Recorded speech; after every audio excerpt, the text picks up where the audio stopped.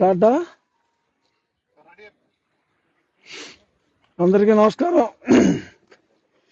ఈరోజు సుప్రీంకోర్టులో తీర్పు ముందు సీనియర్ జడ్జ్ అనిరుద్ధ్ బోస్ గారు ఆయన తీర్పును విడిగా చెప్తూ 17A ఏదైతే చంద్రబాబు నాయుడు గారి లాయర్స్ వాదించారో ఆ 17A అనేది అప్లికబుల్, గవర్నర్ గారి అనుమతి లేకుండా ఎటువంటి ఎఫ్ఐఆర్ బుక్ చేయడానికి వీల్లేదు అని చాలా స్పష్టంగా చెప్పడం జరిగింది.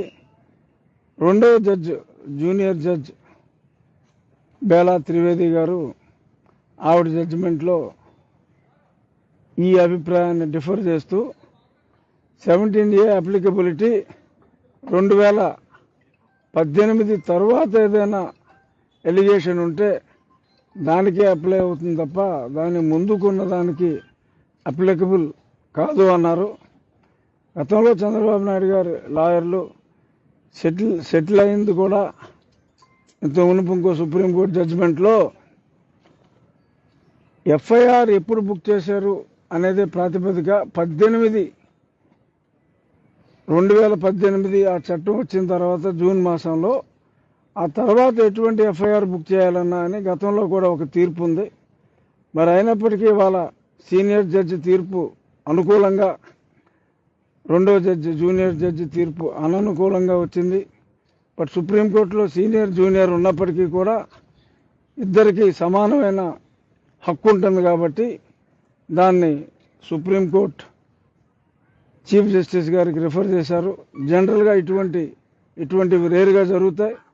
ఆ జరిగినప్పుడు 3 మెంబర్ బెంచ్కి వేయటం జరుగుతుంది. అది మళ్ళీ బెంచ్ కాన్స్టిట్యూట్ అవటం, మళ్ళీ ఆర్గ్యుమెంట్లు అవటం, మళ్ళీ తిరిగి ఇవన్నీ జరగాలి అంటే అది కనీసం చాలా తొందరగా అయితే, సూపర్ ఫాస్ట్గా అయితే ఒక 6 నెలల సమయం పట్టొచ్చు. కానీ బెయిల్స్ అన్నీ కూడా అన్ని కేసుల్లో కూడా చంద్రబాబు నాయుడు గారికి బెయిల్స్ వచ్చేసినాయి కాబట్టి ఎటువంటి ఇబ్బంది ఆయనకు ఉండదు. రాబోయే రోజుల్లో త్రిసభ్య ధర్మాసనం ఖచ్చితంగా అనుకూలంగానే ఆ జడ్జి గారి తీర్పును బట్టి అంటే ముగ్గురుండి ఇద్దరు ఒక సైడ్ ఉంటే సరిపోతుంది. డిఫర్డ్ జడ్జిమెంట్ అయినప్పటికీ ఖచ్చితంగా ఈ కేసులో 17A అప్లికబిలిటీ గురించి ఎటువంటి అనుమానాలు చంద్రబాబు నాయుడు గారి అభిమానులకు కానీ, రాజ్యాంగాన్ని గౌరవించే వారు ఎవరో కానీ అనుమానపడాల్సిన పని లేదు. దురదృష్టం తీర్పులు మన జస్టిస్ బొబ్బిలి పులి సినిమాలో కోర్టుకి తీర్పు మారుతూ ఉంటుందని చూసాం. కానీ అదే కోర్టులో ఒక జడ్జి ఒక రకంగా, ఇంకో జడ్జి ఇంకో రకంగా చెప్పాల్సిన పరిస్థితి రావటం, వినాల్సిన పరిస్థితికి మనకు రావటం దురదృష్టం. బట్ రాబోయే రోజుల్లో ఖచ్చితంగా అనుకూలమైన తీర్పు వస్తుంది 17A అప్లికబిలిటీ మీద. ఎటువంటి ఇబ్బంది మనకి లేదు.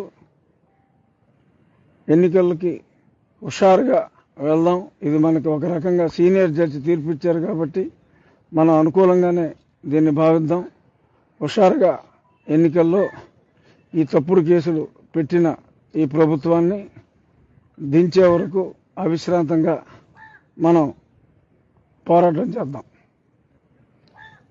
ఏమన్నా అడిగేది ఏమన్నా ఉంటే అడగండి. అడిగేది ఏమన్నా ఉందా? ఓకే, ఇంకేమన్నా మారుతారా? అది జడ్జిమెంట్ అలా ఏమీ ఇబ్బంది లేదు. కొంచెం కూడా ఆధారపడవలసిన పని లేదు. మనం సంబరాలు చేసుకున్నా తప్పు లేదు. ఎందుకంటే సీనియర్ జడ్జిమెంట్ మనకి పూర్తిగా అనుకూలంగా ఉంది కాబట్టి సంబరాలు చేసుకున్నా తప్పు లేదు. కానీ సుప్రీంకోర్టు తీర్పు పెండింగ్లో ఉంది కాబట్టి గతంలో ఉన్న స్టేటస్ కో మెయింటైన్ అవుతుంది కాబట్టి మంచి తీర్పు కోసం ఎదురు చూద్దాం. ఈలోపు తప్పుడు కేసులు పెట్టిన ప్రభుత్వాన్ని దింపేద్దాం. Thank you.